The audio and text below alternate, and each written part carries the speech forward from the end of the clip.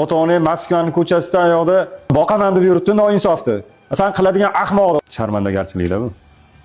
Umuman bir mas'uliyat, majburiyat, o'ylov degan narsa yo'q-da.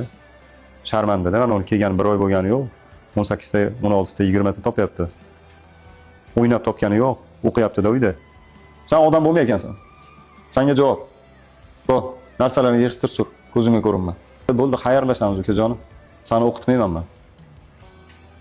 Foydasi yo'q ekan. Insofing yo'q ekan, vijdoning yo'q ekan. Ota-onangning pulini havoga sovurib, umringni sovurib yuribsan. Senga javob. Ketaver, foydasi yo'q.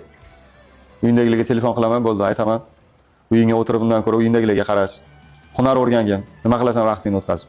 Sanday bir ahmoq, vijdonsiz, bir noinsof shogird o'quvchilarni o'qitayotganimni achinayapman-da men. Bir ikkita temani o'qimay keluvding, to'g'rimi? Ikkita temani eplab o'qa olmading. Ha, o'qiyman ustoz degding. Senga javob. Bu. Foydasi yo'q ekan. Noinsof ekan zallar. Sanlar o'tirib ayoqda yarim kechasigacha test tuzib, chiqarib men tilimga javob beryapman-ku, men lavzimga turyapman-ku.